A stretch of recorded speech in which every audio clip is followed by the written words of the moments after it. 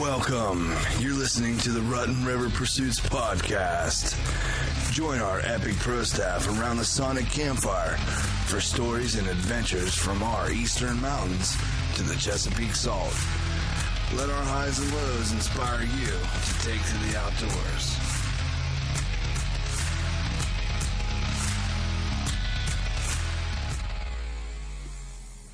You're listening to the Rutten River Pursuits podcast. This episode is brought to you by Dusk to Dawn Bow Fishing. Are you looking for an awesome outdoor adventure this summer? Well, the ultimate bow fishing experience awaits. Go to dusktodawnbowfishing.com or call Captain Mark Spagnola at 717-324-1649 to reserve a spot on the boat. Captain Mark has something for all ages and skill levels, so be sure to go check him out. Welcome, everyone. I'm Steve. I'm Will. I'm Catfisher. How's everyone doing tonight? It's a good night. It is a good. I'm psyched, man. I haven't been this excited in. I can't remember the last time. When was the last time you were this excited? I can think of one time about 3 weeks ago. Did I tell you guys a story about catfishing? I fishing down in Maryland. No, yeah. I was about that excited as I am now. Yeah, it was close. Speaking of fishing in Maryland, me and Sammy went fishing. Did you really? Yeah, we got a new friend, Joe, that has a 28-footer. That's all right. 225 on the back, nice Yamaha, beautiful boat. That's a good deal. Here's a wild thing. Like, I just met this fella. I didn't even meet him before we went down. Total stranger. Met him on Facebook through a friend. He's a friend of a friend. He's a friend of my in the OR, and he said, and he followed me on Facebook and texted me. And lonelyfisherman.com. Yeah. He said, "You coming down fishing this week?" And I said, "Yeah, me and Stevie are coming down surf fishing, blah blah blah." And I said, "I'll probably be down Sunday, I would imagine." And he said, "Well, I got spots on the boat. Come on down." And I'm like, "All right." So he invited us down. Unfortunately, Stevie couldn't make it. No. He had Easter eggs to find or something. Yeah. So I took Mr. General with me, the General. Nice. And here's the crazy thing. Like, we got on a boat. There were 7 of us. The captain knew everybody but us two. And everybody on the boat didn't know each other. So heading out in the morning in the dark on the Chesapeake on this guy's boat that we've never met before, just picked us up at 7-Eleven. Yeah. Instantly cool dude. Yeah. I mean, woke us up in the truck. We got there an hour early because I hate being late. So we're napping in the truck, and he comes by pounding on the truck hood. "Get up, boys. Let's go fishing." Ran in 7-Eleven, ran down to the marina. He lives, like, you can see anglers from his house, and his boat is within walking distance of that. And we headed out. Wow. So all these 7 strangers, I have never sat down with 7 total strangers and got along as well as, not got along, but like the conversation went amazing. Like all day. Just like right off the bat. Laughter, connections, not stepping on each other's stories. It was absolutely, it was cool. It was a cool day. Fishing was a little slow, but we were fishing with outriggers, and we had 12 to 18 rods out sometimes, so I got to learn a lot about that. Wow. The seas were rough going out. They were like glass coming in from dark till dark on the water. Never had one moment that I wasn't happy. Like, it was just awesome. So he ran all 12 rods, like, by himself. Yep, him and Bo. There was a guy named Bo on the boat, super cool dude, and he knew what he was doing, and he had his little nephew there that was 15. Actually, we stopped at his house, and he slept in, so he's like, we're leaving him. And we went down to the boat, and this kid come running down at the last second with, like, a bag of ice on his shoulder. He's like, no. And thankfully he did, because that first mate, his little 15-year-old nephew, he knows how to fish. Does he? Yeah, he's running up and jumping up on top, ratchet straps, getting the planer boards down. And, that's cool.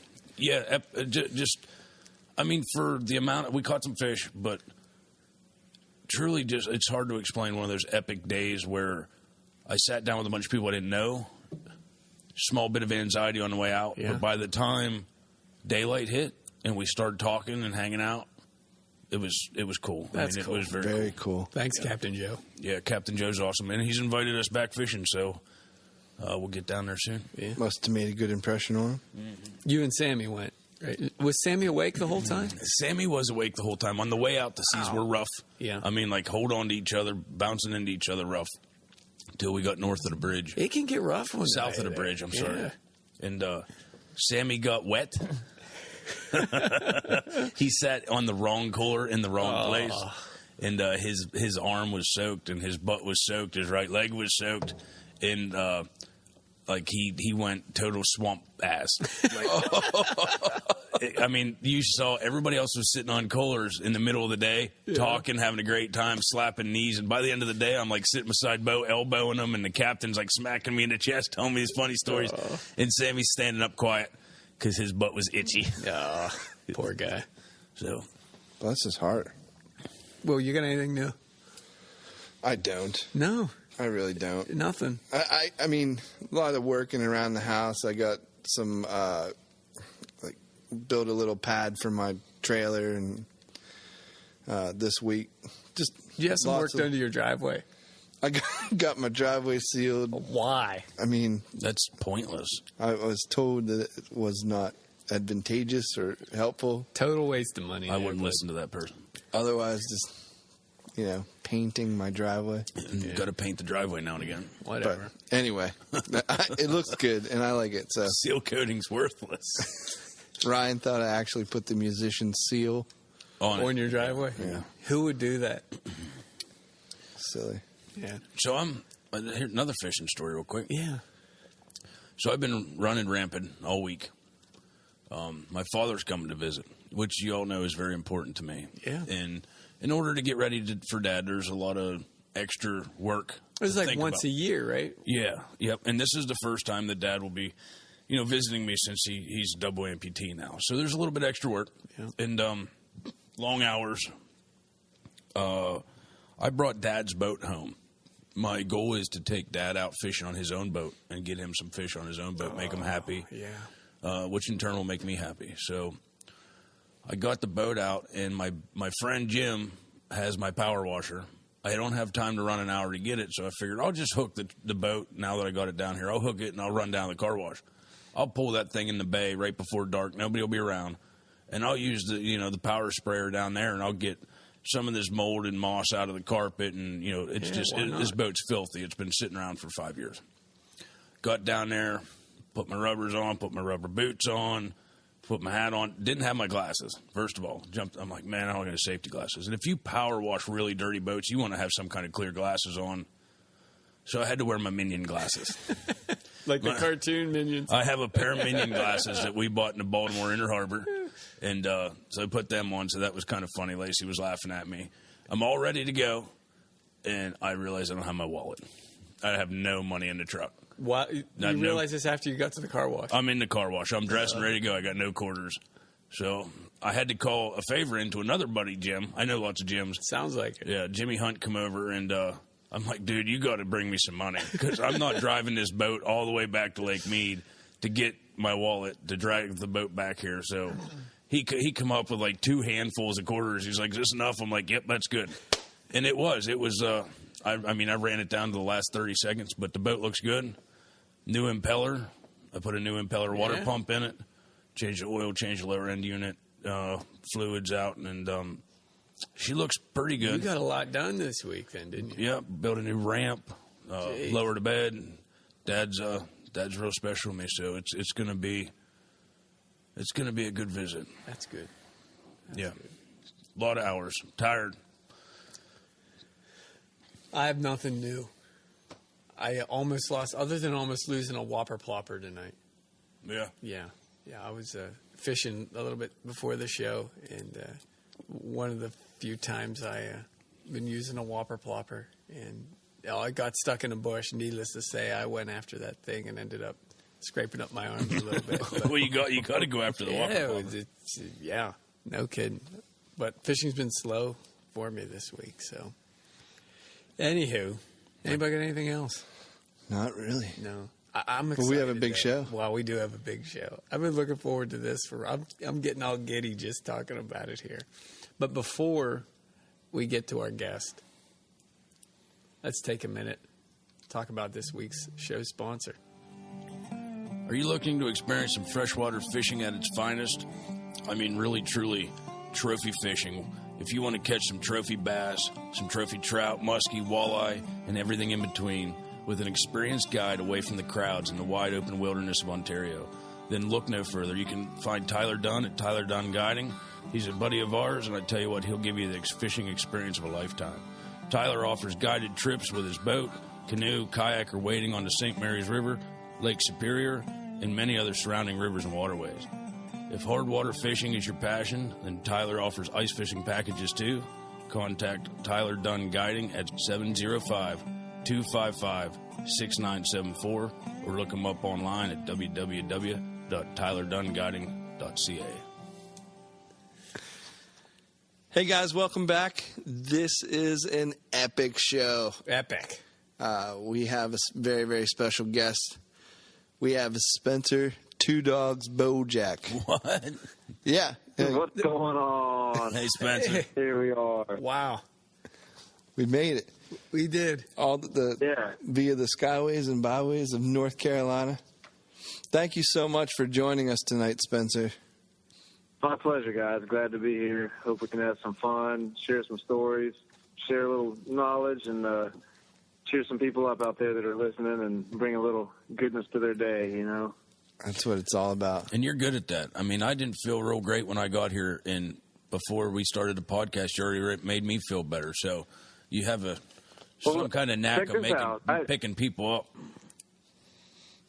Well, one of the things, not to jump in too early about the show, but there was a period of my life where I hated being in the TV show, and I was just down and grumpy, and I felt stuck and trapped. I felt like a prostitute on TV, you know, and I got a letter from a guy, and he had his legs blown off in Afghanistan, and he was in a hospital or something in Germany, and he wrote me a letter, and he said that my show helped him keep going because it reminded him of growing up with his grandpa and getting out and doing fun stuff, and just the silliness made him laugh, and it changed my world, you know. I was like, that's really what awesome. TV work can be about, you know. So it's there's a lot of people we forget about that are out there watching. Yeah, that's awesome. We get we get too close to the project, and taking a step back never ever hurts.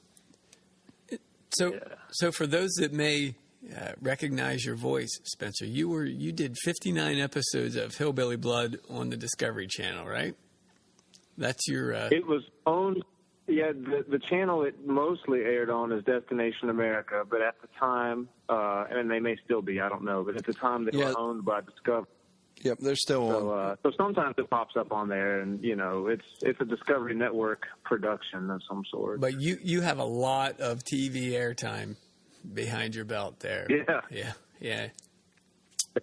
So before we get into that, can we learn a little bit about Spencer?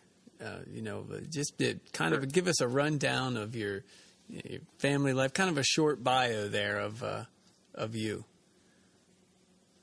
All right. Well, at the moment, I'm married and I've got 3 kids, and I live in Haywood County, west of Asheville, North Carolina. And, I make knives half a day, and then I jump in a truck and drive all over the place and teach after school and evening karate classes and martial arts for half a day. And I play guitar on the weekends and run camps during the summer and do guide service whenever anybody will pay me. And growing up, I grew up in North Carolina, and my grandpa was a tobacco farmer, so I got to see the rise or the fall of that industry. That kind of fell apart when I was younger. And just kind of my family had to struggle a lot growing up. My dad did an amazing job of giving me a adventure-packed childhood on very little money, which is something that I love passing on to my kids. You can have a lot of fun in the outdoors without spending a whole lot of money. And, we had to move from house to house. We rented, and a lot of times they'd sell. But I ended up graduating high school and graduated college eventually. It took me forever. I was a hobo for 3 years in the woods, and learned a lot of survival skills from that, and finally ended up in a place where I can share that knowledge and pass it on. So that's kind of where I'm at these days. We were struggling on how to introduce you here a few minutes ago, because with just what you said a few, in your introduction there, you're a martial artist, a knife maker, survivalist, school teacher, I don't know Musician. Yeah, like where do we inventor? I hear rumors he's a pretty good fisherman. Yeah, outdoorsman. Like where do you start? I don't know. Maybe we should just stop doing any other podcast and have you on for the rest of the year. Volume 16, 17. I got specific questions for you about things that you did while you spent your time as a hobo, but sure, yeah. Yeah. And just about all that stuff, in my own mind it's all kind of related, but a lot of it has to do with just having a vision and just following through with it. And, I'm a little bit obsessive. So when I get into something, I don't like to dabble. I like to really try to study and learn it. And I shot my TV with a 12-gauge shotgun a long time ago, and I never did replace it. So I haven't had a TV in like 20 years. I'm with you there. I hate TV. And I apologize. That's why I'm kind of out of the loop. I've not seen your show, but it's just because I don't watch TV. And me being a nunna-maker here is, please forgive me, but I have looked and read some of your book, and I saw a really awesome picture in your book about you eating some copperhead. So, tell me about that, because I have to know. And here's the thing, too. I'm really excited to just be on a podcast tonight. Have our podcast where I can actually call somebody a hobo to their face, and they don't take offense to it. No way, man.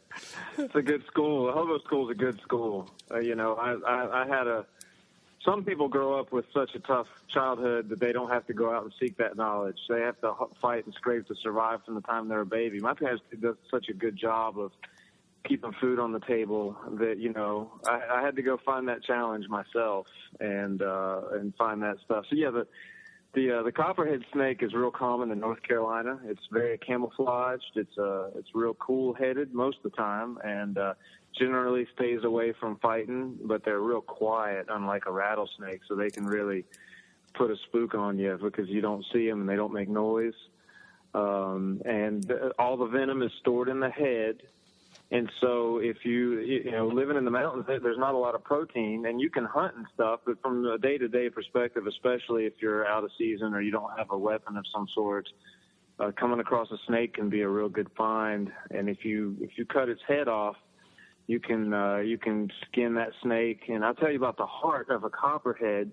The heart of a copperhead will beat by itself on a rock up to an hour or 2 or 3 after you take it out of the body. Yeah. So there's some old Native American legends about the strength of the heart, and the strength of the animal that you eat. And so I decided in my own head, since it doesn't taste all that great, that it was going to be real good for me because its heart beat for 3 hours on the rock. But yeah, you can skin that snake up and you cook it, and it's kind of like alligator. It's like a tough chicken. You just you bite it between my teeth and peel that meat off the ribs, but you got to watch out for that head because it can still puncture you and put venom in you. You got to close its mouth and bury it where your dog can't pull it up, or unless you want to stick somebody. Now I've heard of that too, but I'm generally a nice guy, so I don't do that. Thanks for telling me now, Spencer. No, I've never bitten a copperhead before, but I have been bitten by a copperhead, and let me tell you, it's one of the most horrible feelings on earth. Copperhead? Yeah, as the story goes. But yeah, it's the hospital stay is not fun. I wouldn't wish it on my worst enemy. But I have not eaten. Yeah. I have not eaten one, so I'm intrigued. So how does a guy that blew up his TV with a 12-gauge shotgun 20 years ago get on a TV show?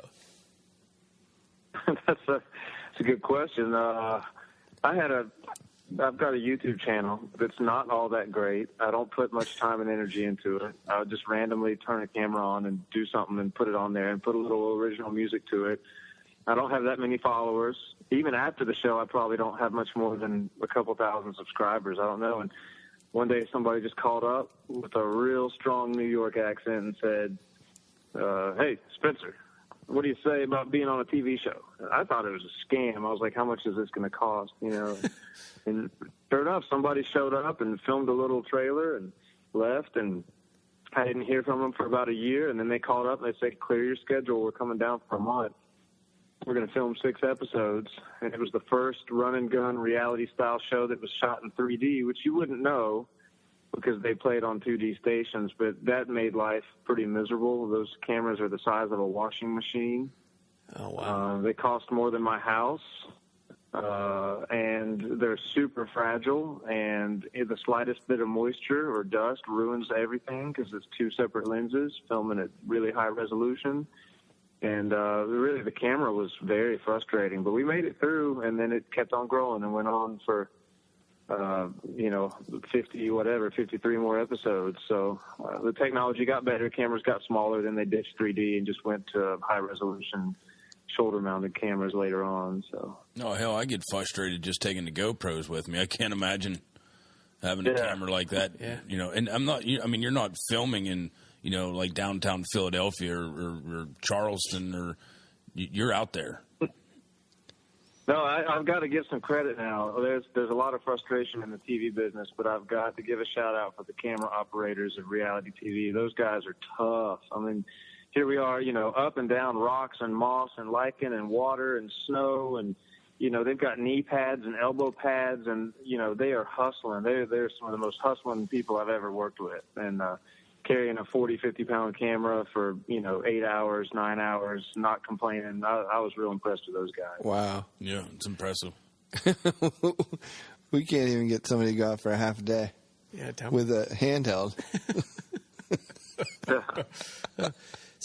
So what's that like? I mean, that had to be a life-changing experience for you then, being on TV that long. The first season, people say you can't see it in the show. I can see it. I was scared to death. Were you? My bowels were a wreck. There's an episode, one of the first ones, I'm carving a bow, and it's just kind of a standard, simple bow. But usually I take months to mess up with a bow. I'll mess with it a little bit, and it cures, and I go mess with it a little bit. And I had 5 hours to go from a log to a bow. I had to split it. And so one of the head honcho people from Discovery Channel rolls up in my driveway, and it's a pretty serious-looking dude. And he's like, that bow's not going to break, is it? I was like, no, sir, it shouldn't. And he's like, well, better not. We don't have time to make another one. Oh, wow. But, that was early enough in the game where I was real stressed out. Now, what happens in that business is as you get used to it, you realize you can only do the best you can do. It's like being in basic training. A drill sergeant can yell at you all he wants to, but if you can't move, you can't move. So right. you learn to relax and just go for a ride. Mm-hmm. Okay. But, yeah, in the beginning, it was real stressful, and the name of the show was a huge surprise. It was supposed to be Secrets of the Mountain People, and we filmed it under that name, and the idea originally was going to be hanging out with old-timers. Show me how you made that hominy corn. All right, it's kind of like the Ultimate Fighter show, except redneck skills. Okay. How are you doing this? All right, show me it. Now I'm going to try it. Who's better? That kind of a thing. Wow. When it hit the air and said Hillbilly Blood, I was like, oh, my God. You didn't know that it was going to be Hillbilly Blood? No, and you got to realize that's a controversial term for some people. Now, some people have a sense of humor, and they get it, and they can laugh and have a good time with it. But, there's people that get real touchy about that, and they it's definitely caused some friction. Now, once people get to know me and they actually see the show, they realize nobody's making fun of anybody. But when that first season hit, it was kind of like people run up to me and they'll want a picture with me and their kid, or they'll want an autograph, or they want to fight. So I've always kind of got to kind of stand back a little bit, all right, which one's this one going? But it's gotten better. All that stuff's kind of disappeared as time's gone by. So it's all good now. Do you miss that? Did they? Oh yeah. Did they get a hold of you in particular, or and brought Eugene in as well, or did you know Eugene? I didn't know Eugene before the show, and my first reaction, based on we met at Waffle House and had breakfast, and I was like.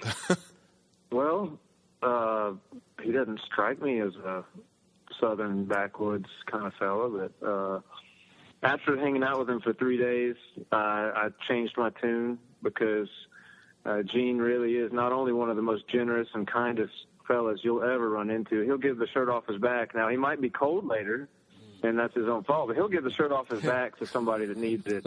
He'll take 2 days off of work to fix somebody else's car engine for free. Wow. You know, he's just that kind of dude, and he knows a lot of stuff. I felt like I was in school hanging around with Gene. I mean, he really knew a lot of stuff. He taught me a lot of skills through that TV show that I didn't have before. So, I'm really grateful that it worked out the way it did. That's awesome. Yeah, and complete news to me. You look like you guys have been neighbors forever. Together, you grew up, yeah. Wow. Yeah. Well done. Well, we had to take care of each other because sometimes those show people can be, I'm not going to get into profanity on your podcast, but sometimes the show people can really drive you together because you got to fight together. You got to stand up for each other. So, there's so many forces at work. You need a paycheck. You got to feed your kids. You also don't want to do something that's so dangerous you're going to get killed. Yeah. And they're telling you to do, and they don't care. If you get your leg chopped off, they get to the next show, the next town. So there were times where I had to be like, no, Gene, you're not going to do that. Or he'd stand up for me and be like, y'all leave him alone, let him, just whatever. So we had to kind of watch each other's back. You had to blow that stump up. That was awesome. No, that was the best day of my life right there, drinking moonshine, pulling up stump. It sounds like a good day to me. Oh, yeah. No, that was killer. That was right up there with getting married and meeting my wife and stuff. That was great. So Spencer, let me throw a curveball here. How did you get into martial arts? I was probably the skinniest kid in my middle school, and I'd go to school and be a little nervous. We had some racial tension in my school, and I got beat up once or twice for the color of my skin. I used to know what it felt like to go to school scared and not want to go to school and, that kind of thing. And that wasn't all the time, but it motivated me to start wrestling. And I started martial arts probably by the time I was in 9th grade, and just stuck with it. And I just never quit, really. And, wherever I go, I try to find a good teacher to stick with. And I just stay a student forever. I feel real bad. If you ever see a teacher that thinks he knows it all, he quit learning at some point. And he's not a student anymore, and so I always try to find people that are still learning and still hungry, and hang out with them. And so it's taken me through different styles. Now at 40 years of age, I've got some belts and a couple different things, but I'm still working hard. I'm still working to learn. Just last year, I was in Japan and got a belt in an art called ninjutsu, and there's beauty to all of them. They're all different for different reasons, and I enjoy them.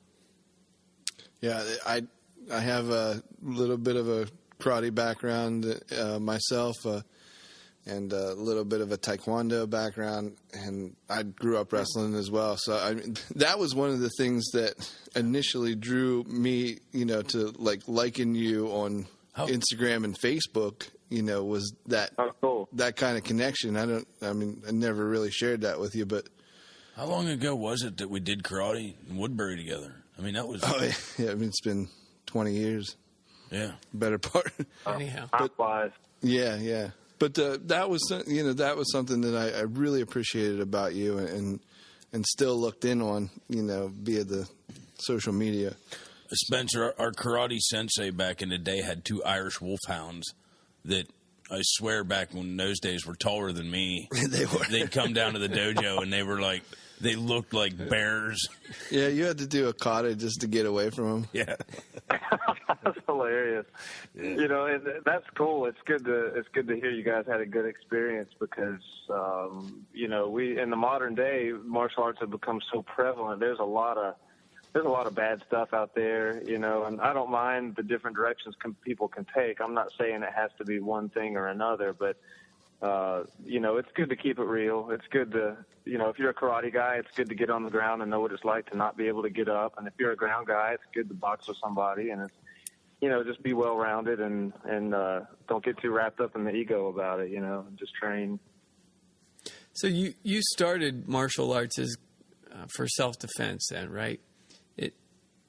Yeah, I started it because I was just, just an intimidated kid. And then, the older you get, you see other stuff in it, Yeah, what kept you going down that path? Because, I think I read you've got a 5th degree belt, correct?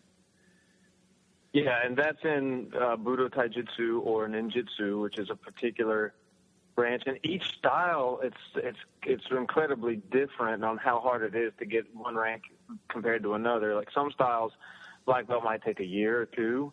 Other styles, that's like a 7-year journey of blood, sweat, and tears. Wow. So it's all kind of relative. The belts are. You get to a point where the belt isn't really the issue. It's nice for marketing. It's nice to have that on the wall, so if somebody that doesn't know anything will be like, okay, at least he's been doing something. But it's the belts. In some ways, they lose their importance, and what you're doing is the most important thing. But yeah, I've done Tang Soo, which is a Korean karate. Kung Soo, which is similar to Taekwondo, but it's also a karate, and Jiu-Jitsu, Filipino arts, Eskrima, Pencak Silat, Kenpo, and I do a lot with rope. They're just every one of those is increasingly just high level degrees of badassery. I don't know another way to say it. Like self-destruction, some kind of masochism. I have to get out of bed in the morning. My feet are swollen and my finger won't move. I've got to go play guitar. And my throat, I can't swallow coffee. I'm getting choked out the night before. I'm like, oh, geez. So I got to ask: have you ever had to use it? That you're allowed to talk about? There's some pretty funny. Okay, here's a campfire story for you. Ooh. All right, I took a couple students to Jamaica because Jamaica teaches some street smarts. And you want to see some hillbillies? There's some serious hillbillies in Jamaica. You wouldn't think so. No. These dudes can make a boat out of a sandal and an old stick. Okay, so they're making spear fishing. They'll come in off the ocean with 50 fish. Good, like cliff fishing, and they did it with the inner tube of a car, an old coat hanger, a piece of PVC pipe, and a little piece of wood, and made a spear gun and go shoot. And they're diving down 30 feet shooting these fish, So anyway, what I'm getting at too is Jamaicans are tough. Think of these guys and the athletes. They're running, Usain Bolt and all those guys. So anyway, we're down there on the first night, and I've got the martial arts student with me, and I took my teacher. He's 74 years old. He used to be a student of Bruce Lee. He's in Southern California back in the heyday of martial arts. Real neat guy. So it turns out that our same little camp up in the hills, no electricity, it's ghetto.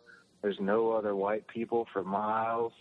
All right, so this turns out we're living next to a champion boxer, a Jamaican lightweight boxer with arms about 4 feet long. Oh, man. And so, long story short, you already lost. It sounds like I would have thought I lost already. Hey, this guy wanted to find out, what's going on. So I got my student to box him first. That's what you do when you're a teacher. You get your student to fight. You can't box. Hey, Will, take this guy on. So anyway, he beat the crap out of my student pretty bad, And John did a good job. He turned out real tough. John's in the Army now. I give him a shout out. But anyway, so yeah, he split John's lip up, knocked his glasses, and had his hair in a knot, and just pretty kind of beat him all up. So then I learned a great secret of life. You ready? Yeah. Here's one of the secrets of life. Don't ever box a Jamaican in the dark. Hashtag that. Yeah, so check. So I'll put that in the journal. So anyway, it kind of escalated. You know how he was the big dog around. So when he had a little bit of trouble hitting me and I was able to hit him, he'd kind of get mad. And so he hit a little harder, and then I hit a little harder, and then he hit a little harder, and I hit a little harder. It was kind of, it was starting to get a little crazy. At some point, I busted his lip, and he got mad, and he came in to tackle me, and he put his hands around my waist like he was going to pick me up and slam me. And I'm no jiu-jitsu expert. I can't roll with the jiu-jitsu master, but I do it enough that if you put me, in this situation, I got that guy in a guillotine stranglehold, had his head in my armpit. And when he picked me up, I just wrapped my legs around his midsection, just cranked that neck, and he about went out unconscious, and we crashed down into some rocks. And so, he kind of came to, and I was like, "Well, are you done?" And he was like, "Yeah, man, I'm all done." Let's go. Time to go spearfishing. So That's he was awesome. gone for about 4 days. He left. He didn't come back. But when he came back after 4 days, he was like, man, you had to choke me to beat me. I was like, whatever. I won, didn't I? I'll do it again. You want to do it again? This is how we do. There you go. This is how we do it in Appalachia. Yeah. Oh man, that's a good campfire story, Spencer. I like that one. And that was around a fire, too. I mean, if you can imagine, there's like an old light bulb hanging on a cord powered with a 12-volt battery. Everybody's kind of sipping a little something. There's a fire burning in the background, dogs barking. I mean, it's a pretty real scene down there. I love it. I really like the backwoods of Jamaica. There's some neat stuff back up in there. I was in Jamaica a few times years ago, but it wasn't any place like that in Jamaica. Stevie doesn't tend to fight anybody anywhere. No, especially not like professional boxers or amateur boxers for that matter. Spencer, would you like to take a trip to Honduras with me? And I'm always up for some travel and adventure. That's kind of what gets me into all this stuff. We got to go back to this certain house. Go back and listen to R2 Summer Vacation, and then you call me back and say, I know what the answer will be. I'm in, Catfish. Let's go. He's there's somebody back there waiting on me. Yeah, they had a vacation out of the country, and people broke into their villa and all these things. It was, but that podcast is all about that trip, and Yeah. so kind of setting you up for I needed to know how to a good time. jiu-jitsu headlock. That would have been good to know. Oh man, there's no lie. It doesn't matter what you know. That kind of stuff's scary and depressing and no fun. Yeah. It was not fun. He made the best of it, though. I mean, he like I said, he turned it around. Went lots of fishing and. But I understand, like in Jamaica, whenever those things happen, it gets real quick. I mean, it can. Yeah, stuff changes real fast. So let me here in your book. Let's talk about your book, because in your book, in your book, you talk. I mean, we're talking about out of the country, and we're talking about jiu-jitsu and karate, and you mention Japan a lot and how it almost interacts with your lifestyle more than people could imagine, or whatever. Like, tell me about your book and how Japan influences your life, vice versa. Sure. Well, the name of the book is called The Appalachian Ninja. And, people always laugh when they hear that. And I'm like, no, I'm being serious. What it is, serious in a funny way. First of all, you have to know that the very essence of the hillbilly warrior is keeping a sense of humor, because that gets you through the darkest stuff. You gotta be able to laugh. No matter what's going on, find some kind of humor to get you through. Well, the mountains in Japan and the mountains in Appalachia are similar, and they're isolated from cities. People that live there often get looked down upon by upper classes and the powerful. And people in those places had to learn how to survive with what they had, and they had to learn to use the plants, and they had to learn to hunt. They had to learn to deal with the elements and the weather. And so that brings out similar character traits, but also some similar techniques or tactics, if you want to call it that. The Cherokee who lived here in the southern Appalachians before Europeans arrived had phenomenal skill sets at hunting and trapping and plant knowledge and stalking, and so the ninja, often shown in movies as assassins, the number of people wearing black that ran around killing people is actually really low. A lot more times they were scouts and information gatherers, but they were kind of just country people. They knew about the land. They knew about farming. They were real good with weapons just because they had time to do that stuff, you know, and they were real clever. And so the book takes their traditional skills that they practiced in Japan and sort of superimposes that over Appalachian culture, and it's like, well, here's how we've been doing it. You know, it's not Japan, but you know, for example, in Japan they care about the weather, and this is how they read the weather to know what's coming.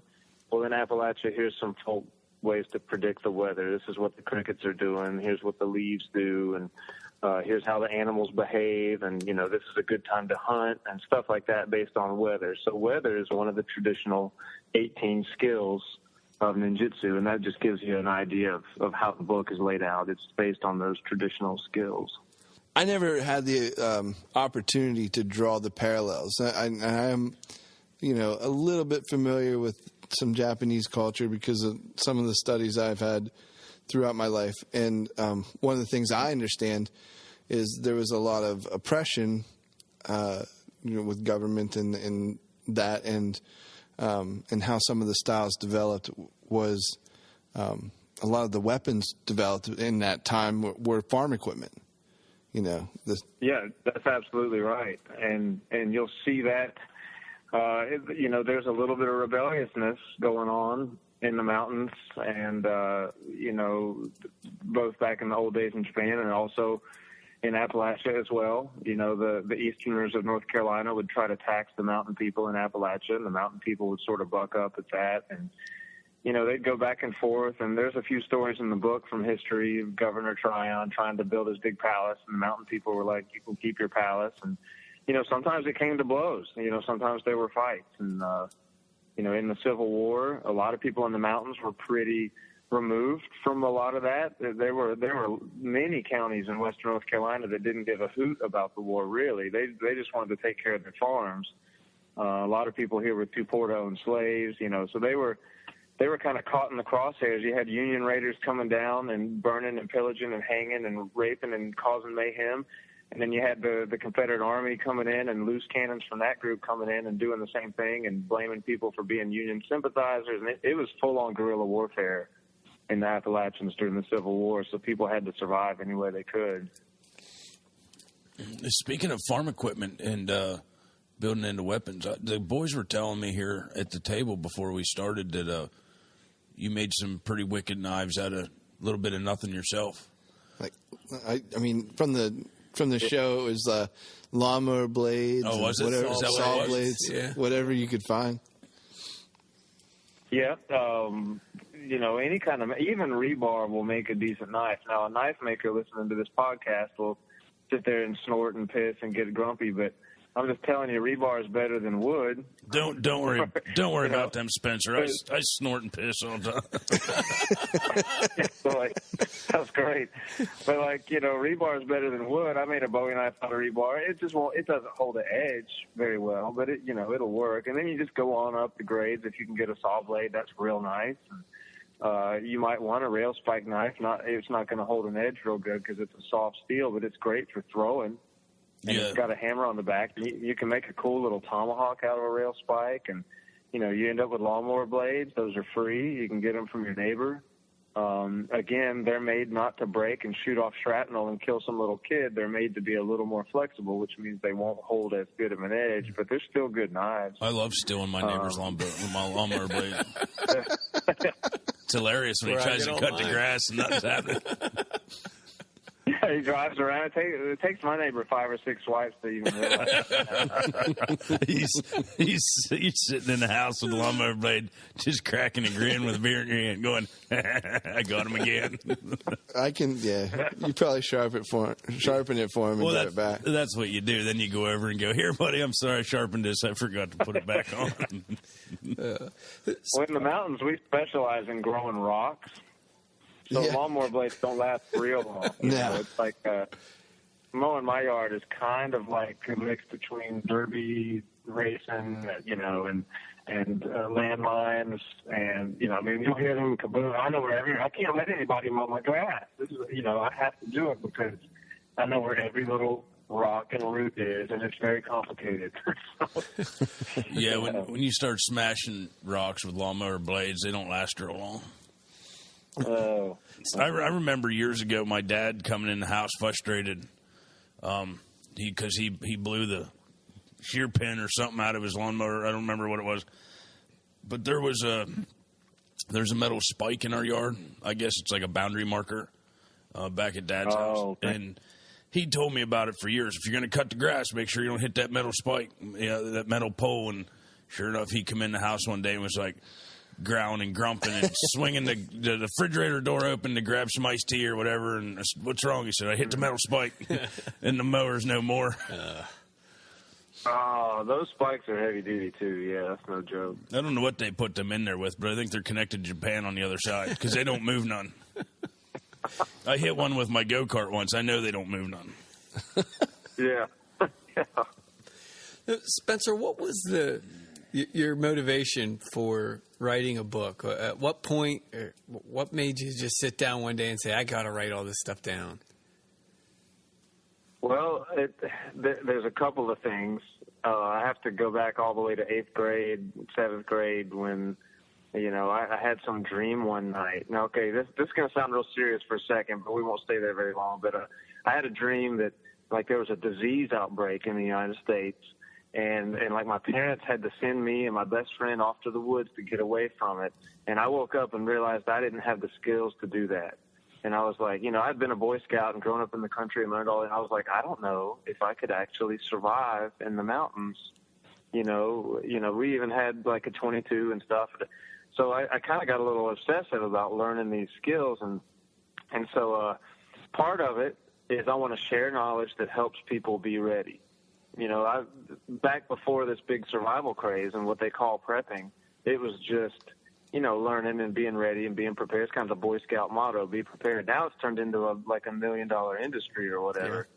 Yeah. But so part of it is I want to share knowledge and skills to help, people out there make it through if something bad ever does happen. And you never know, that might turn out to be good in the long run. You just might bring people together. Who knows? But I wouldn't be surprised if something rough, it doesn't come down the pipe at some point, Yeah. And so that's part of it. And then another part of it is I needed a textbook to teach from because it's hard for me to keep track of what I'm doing. So I can just give somebody that book and be like, all right, we're doing this out of this chapter. Or I can say, read this. If I missed anything, and if they read it and they're like, we didn't cover these knots, then I know I can go back and hit those knots. And so it gives people a real quick overview of a lot of different things that I can use as a teaching tool.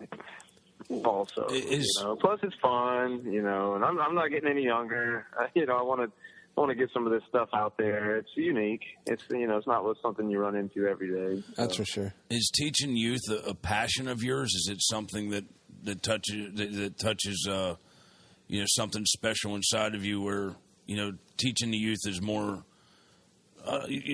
For me, I like to teach. I like to teach the kids. I like to take kids fishing. Taking a kid out hunting is always more touching to me than taking somebody that's an adult, even though it's still special.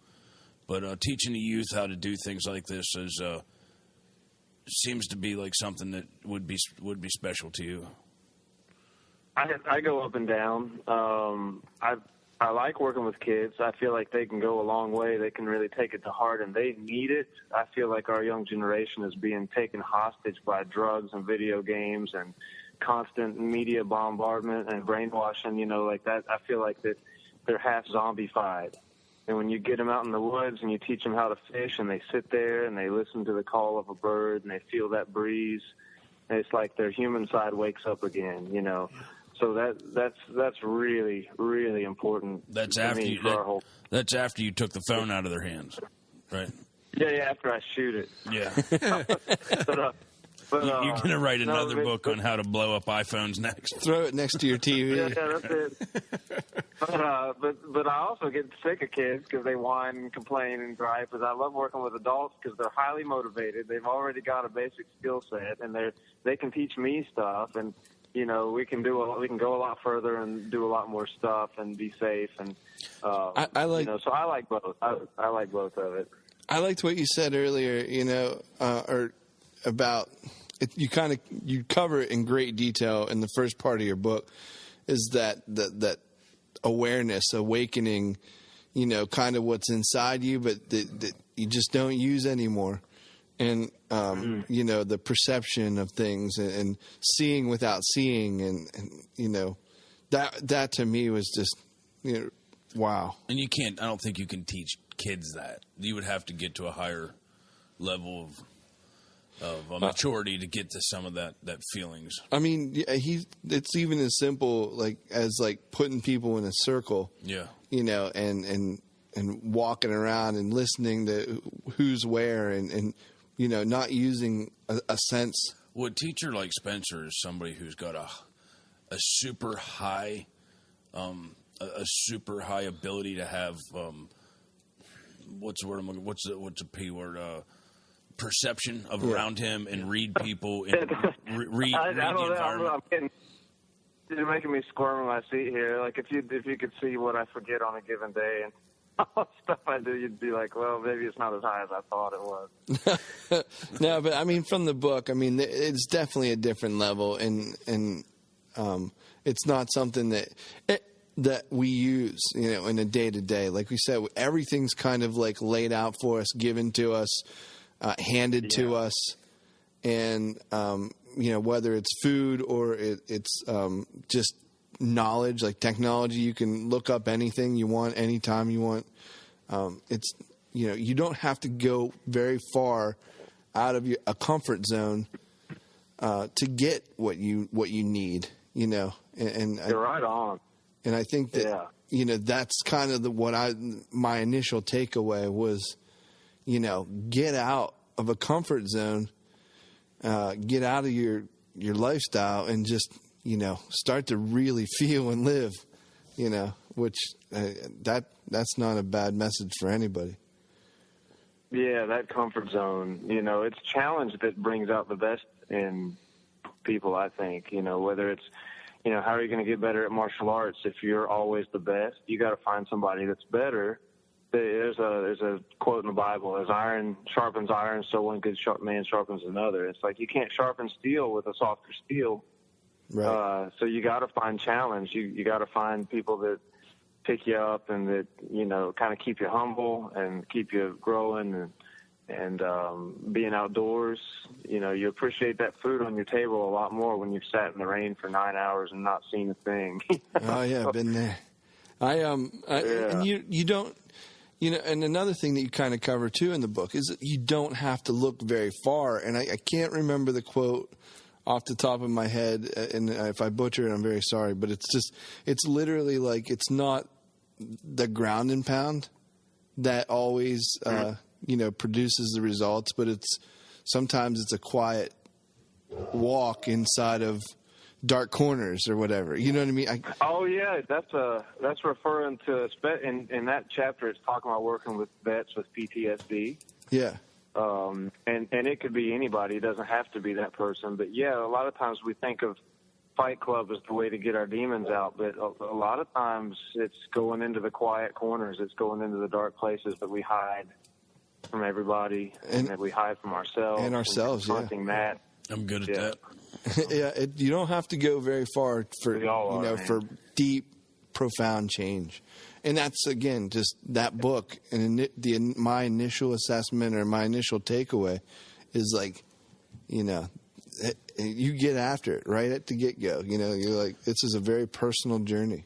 I think one of the things in life that I got as a gift from my father is, in all intents and purposes, and like Spencer says, an old-timer, was the ability to find peace in the outdoors.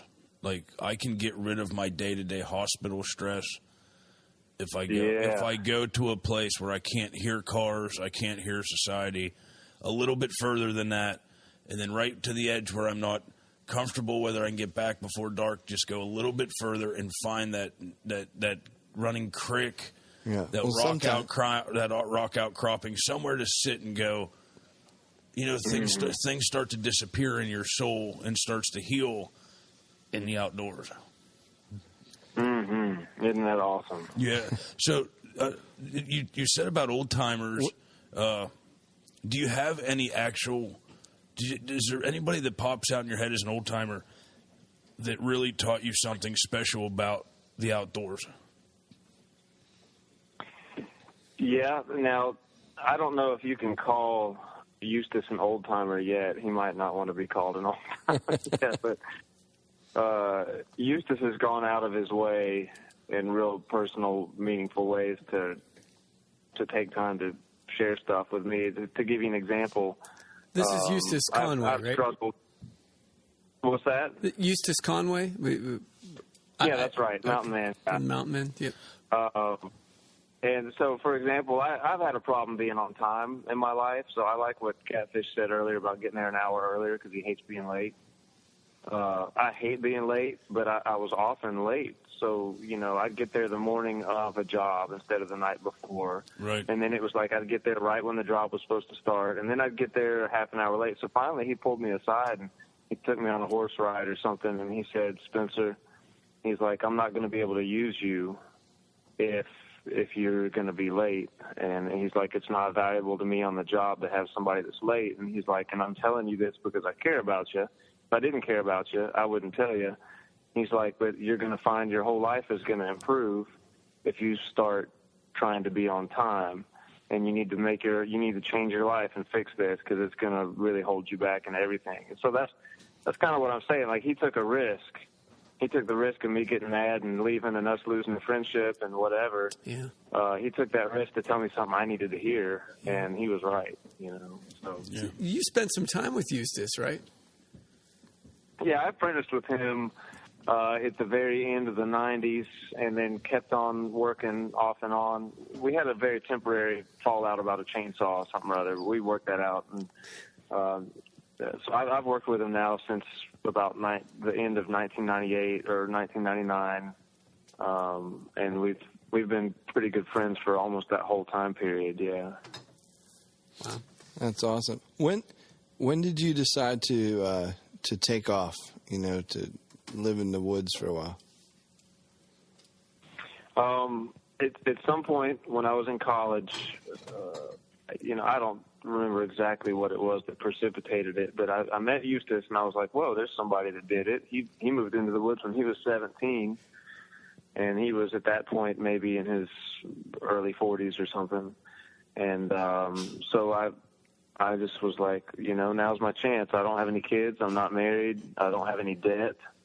I'm not tied down. All I would lose was a scholarship. I wasn't planning on losing my girlfriend, but I kind of lost her. But, so anyway, that was it. I was in my early 20s and just gave most of what I owned away and started off with Eustace and lived with him and then kind of went from there and just kind of branched out on my own and would move around. There's a part of my heart that can connect with this, Spencer, because I honestly believe that some of the youth of today needs at least one time. I want to say one time adventure like that in their life. And I'm not talking about jumping on a plane and going to a resort. I got in some trouble in 1997, and I ran off, to Alaska and worked for a hunting outfitter and lived in the Brooks Mountain Range in Alaska for almost 5 months. And now it wasn't quite as rough as you had it, but we took a bath once every couple weeks in a Glacier Mountain Creek, and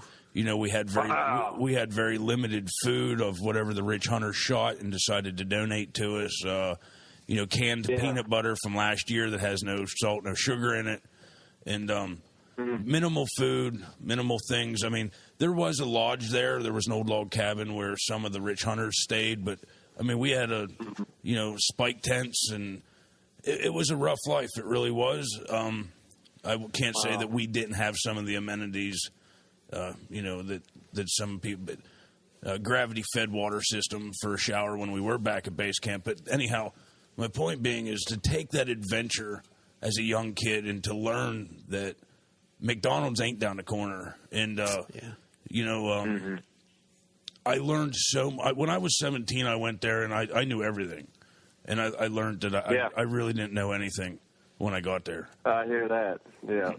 But it changed me. It's changed my heart for the outdoors. It's changed my ability to appreciate little things that we have. So, and I wish more people got a chance to do that in life. My heart is dragging me outside, wants to do it again so badly. But like you said, I have a wife and, a father that, needs some attention here and there and bills. And you got to do it when you're early. So my message to anybody is take one from Spencer, myself. If you get a chance to do something like this right out of high school, do it. So it'll change your life. Amen. Yeah. So you spent 3 years with Eustace then. It sounds like. Was that on? No, it was basically 6 months as an apprenticeship. Okay.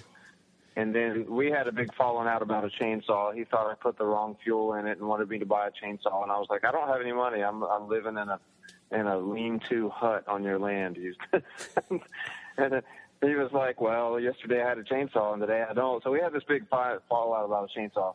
Oh, and so I had to leave for a while. Okay. And I went and lived on some other people's land. I actually did a little bit of time in Richmond, Virginia. I got a ride up there and sort of lived on the streets. There was a woman that gave me a meal a day, and she turned out to be a good lifelong friend. She gave me a place to sleep in her clothing store on the floor, but my bed had to be up and disappeared by like 7 a.m. every morning. Wow. And I like hung around in the alleys and got to do a little bit of the city survival thing, and then got back to the mountains where I really love it. But you at one point. So then I made up, and so I started going back and staying months and months at a time with him again and working with him. But there was a little bump in the road there for a few minutes. You at one point said that you had feasted on scraps and roadkill, and you used the word feast, and I thought that was just crazy. That was awesome. No, roadkill can be great, man. I mean, really, when you're, if you're out there wandering around or I grab roadkill driving down the road. I'll see something get hit, and I'll be like, oh, who's looking? I'll grab it, throw it in the truck or whatever. But, roadkill is actually great as long as it hasn't been sitting there too long. And, you don't want to get something that's all busted up. But even if it's real busted up, there might be a good shoulder, or there might be a good ham or something in there that you can get out of it that's, not been contaminated and messed up. And roadkill can be a real good source of some food if you don't have a lot of food. Yeah, my wife and I watch Mountain Men religiously, during the season. And there's one episode that we always laugh about, come back to, when Eustace and Preston were riding horses down the road, and they come across a squirrel, and Eustace picks it up and smells it and says, this hasn't been dead that long, or something to that effect, and they had it for lunch. Yeah. Yeah. But, no, that's totally, they probably wrote that into the story just knowing what I know about TV. But I can tell you that's absolutely authentic Eustace. I mean, Eustace I won't even begin to tell you the stuff that I've seen that guy eat. He's way beyond my comfort zone. Really? He'll scrape the mold off of stuff and dig down in it and pull out some good pieces, Wow. He's crazy. I was eating some soup with Eustace one time, and he was like, you see that above you on the ceiling? And I was like, yeah. And he's like, you know what that is? I was like, no, sir. He's like, that's a rat skin. And I was like, that's pretty gross. And he's like, well, it's not that gross. You just ate it. Oh. Spencer, you got to take off. You got to take off today. You're going up into the mountain for a month or whatever now. And other than salt, you got one spice to take with you. What would it be? One what? I'm sorry, I didn't hear that. You could take what's your favorite spice? What would you take with you to help cook? Make rat taste good. Make rat taste good. Boy, well, there's a bush that grows in the Appalachians called spice bush that's real good, and it can go sweet or savory, and it's wild. It's already out there. We've even got some stuff that's kind of hot like pepper. We got leaves on the ground here called pepperwort that are and we got wild mustard and we got wild ranch for onions. So, you don't really I guess I would take some curry. You ain't got to take much with it. Yeah. I'll take curry. I'd take some curry. I like some curry. Yeah. All right. Well, So I got to get back a little bit here briefly to the education thing with kids. I've got 2 sons and a daughter. My 2 sons are 4 and 6. If there was one thing out of your book that I should teach them or start teaching them now, 1 or 2 things, what would you suggest to start with?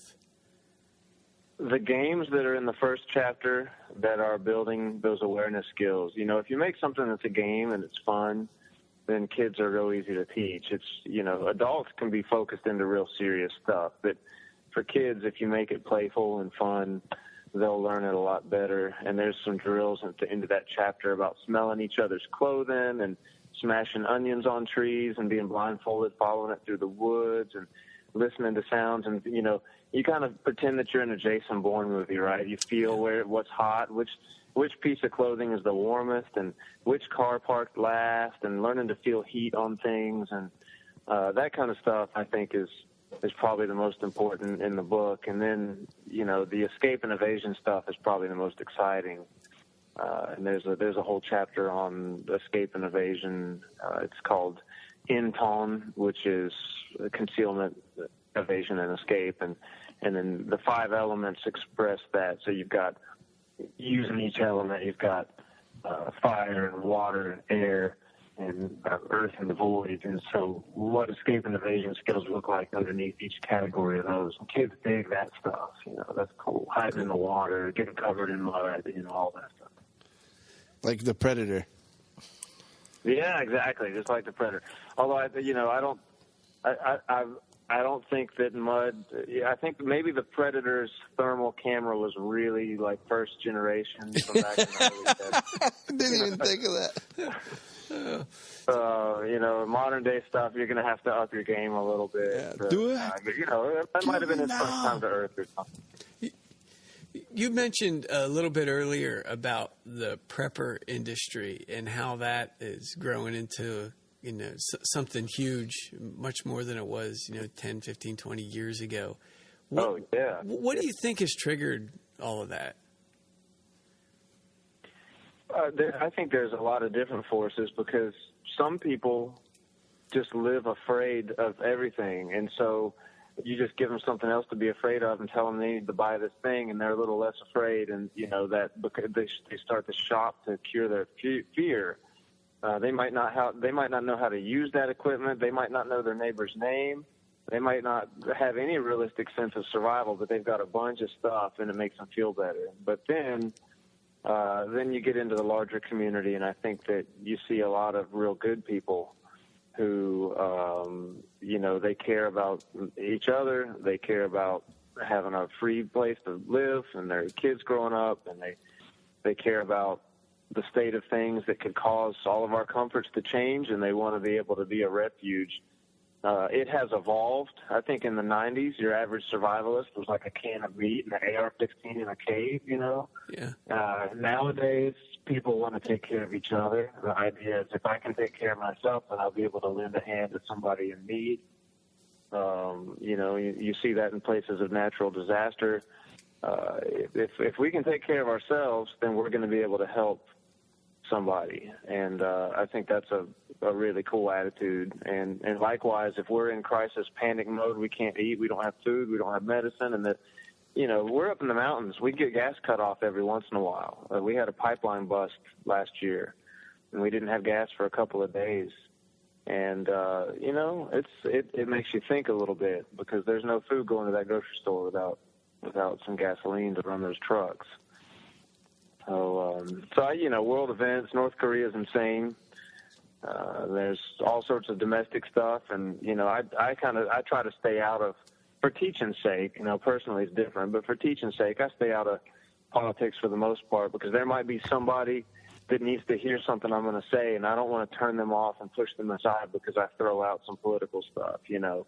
Now, later on, when we get to drinking moonshine and sitting around the fire, I'll let them know what I think. Yeah. Yeah. So, yeah. Are there any aspects of that you would find? You know, it seems like you can go from one extreme to the next. What are the important parts of being prepared that you know, just the average person should learn? The average hunter, the average fisherman, the average guy that's spending time in the outdoors, what are the important things for us to master? Well, the first thing to do, I use a method called DST, Doctrine, Strategy, Tactics, and this allows you to decide why you're learning something. So if you're talking about being prepared, are you talking about a natural disaster? Are you talking about riots? You're talking about a global war that cuts off gas supplies or economic issues or whatever. So, defining that's real important, because having a broke down car and needing to get home is real different from a sustained emergency. But to answer your question as quickly as possible, I think that the average hunter and outdoorsman, make sure you know your neighbors. Try to get along with them. If there's a gripe or a grievance, some people obviously you can't work with. Not if you're stealing their lawnmower blades, you can't. Yeah. Give them a few extra lawnmower blades. Try to have a cookout. Invite some people over. Just know who your neighbors are, and that'll give you the ability to discern who's a problem and who's, we've up in the Appalachian Mountains, there's always a house around somewhere that somebody's stealing meth out of or doing some crazy stuff, and they're already a problem, and we still have police and law enforcement and power system. So knowing your neighbors, number one. Number two, how to make medicines out of the plants where you live, how to make your own herbs, how to make things to get you over the flu and get you feeling better, clean your body out, how to treat wounds, using natural plants and things like that. And,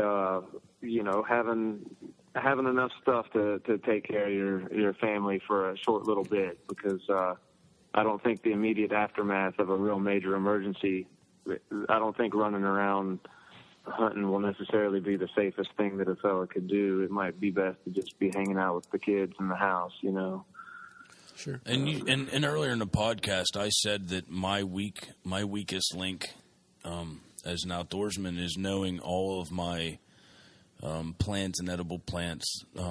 That's my weakest link right now. And when I asked you about your spices and you gave me the answer you gave me, not only did you make me feel better when the podcast began, but you now have inspired me to take as much passion as I do for hunting and fishing to go back to my roots of an outdoorsman, of things that I normally take for granted every day. Because it's easy to take an apple pie from Rutter's with me hunting, where I really should be concentrating on what is around me, even if I don't use it or don't eat it.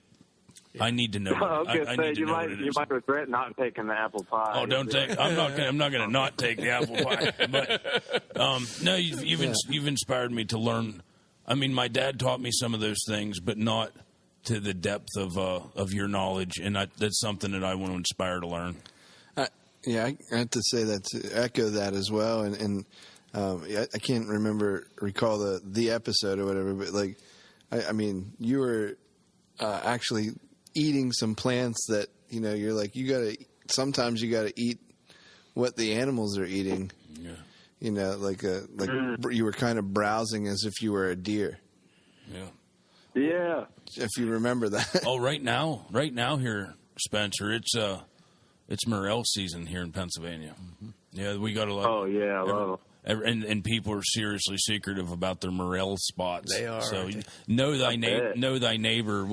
You may not run into as many meth labs up here in the Appalachian, but you'll run into a lot of really territorial morel hunters. That's funny stuff, man. We're gonna start to wrap up the show here.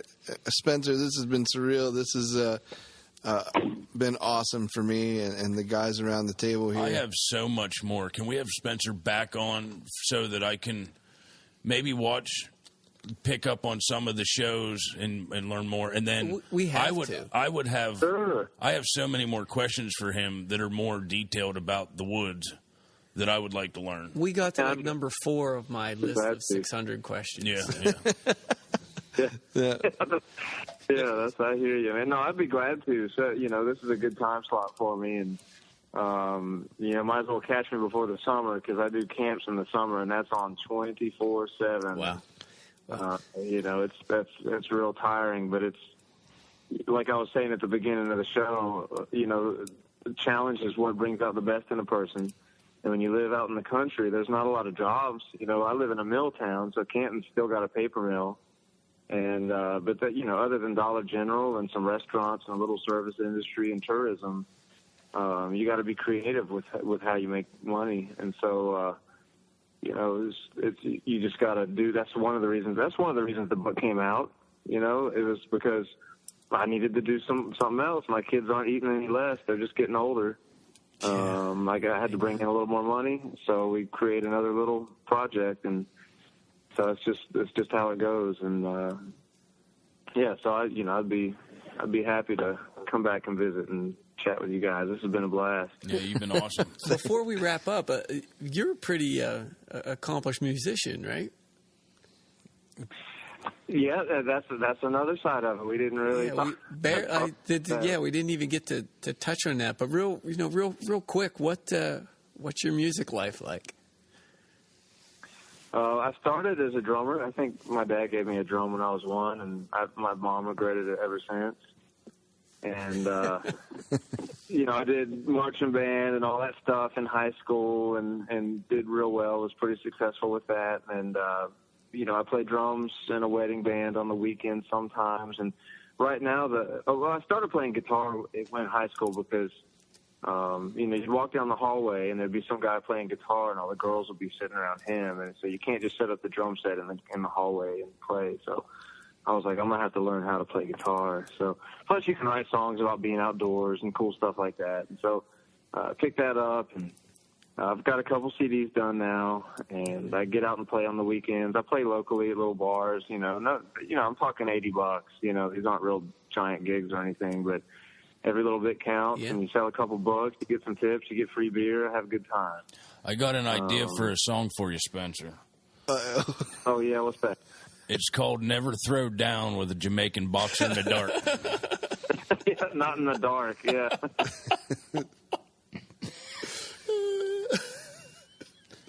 That would be a number 1 hit. That right would there. be. Yeah. It would be. Maybe not in Jamaica, but at least you never know. No, I'll have to write that. I'm gonna. You got inspired here. I'm gonna have to work on that. Sometimes being helpful is hurtful. Yeah. Always push your student forward. I take at least one lesson from everybody we have on the podcast. Put your students first. Always put your students first. That's it, man. You got it. So, Spencer, is there any chance we could talk you into playing something before we wrap it up? Yeah, I'd be glad to. We could talk about if you want an original or a cover or whatever, but I'd be glad to get some music out there. And listen, if I can, don't ever think that's because somebody's been on a reality TV show or has written a book or whatever that they have somehow arrived. I'm still hustling and working and getting out there. So if you guys ever want me to come over there and visit and do something for a weekend, play a concert, do some live music at a business open, whatever, you just holler at me, get a hold of me. And I love doing stuff like that. Get Spencer up here and do some catfishing with Uncle Catfish. I like that idea. Yeah. Teach me what I can eat on the Susquehanna River. We'll cook some catfish up. That sounds good. Awesome. Thank you so much, and we'll play you out then. And I just thank you so much for everything. Where can I find it? The name of his book is The Appalachian Ninja. Spencer, what's the best way for people to get in touch with you if they want to order the book, learn more about you, any of those things? I wish it was already on Amazon. I'd just be like, go to Amazon. But I've only run off 2 batches of 100, and I've about sold out of those first 2 batches. So I think on the next one I'll probably stick it up on Amazon. But in the meantime, my website is called lotswild.com. It's an acronym. It's Land of the Sky Wilderness. But lotswild.com. I'm on Facebook. I've got a public figure page. It's Spencer Boljack. That's Bolejack. B as in Bravo. Bolejack. People can go on there and look at knives. If you want a knife, I'll hand hammer out a knife. If you want a book, I'll throw one in the mail for you.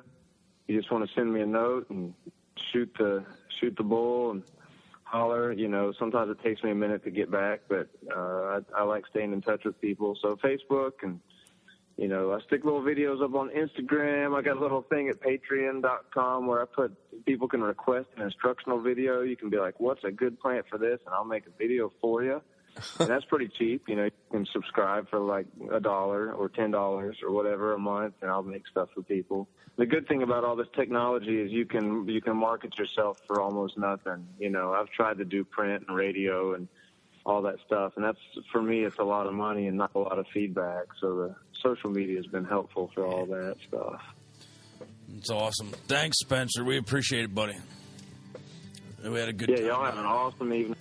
I've had a blast. I look forward to sitting around a real campfire and hanging out with you guys one of these days. Thanks, buddy. Thank you. Where can they find us? Find us at www.ruttenriverpursuits.com. Instagram, Facebook. Download the podcast on iTunes, Stitcher, and Google Play. All right. Later. Nowhere I'll roam, in the mountains of my home. Nowhere I'll be, in the wilderness I'm free.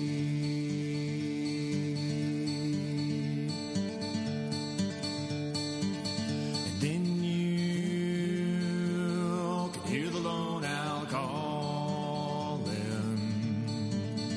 Midnight black faced blue, and the snow still a-falling. Nowhere I'll roam, in the mountains of my home. Nowhere I'll be, in the wilderness I'm free.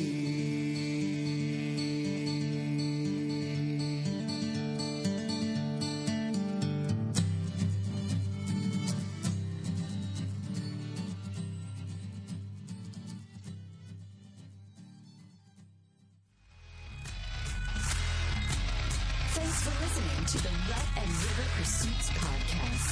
Follow the R2 Pro staff by searching Rut and River Pursuits on Facebook, Instagram, and Twitter. Until the next episode, we need to see you in the outdoors.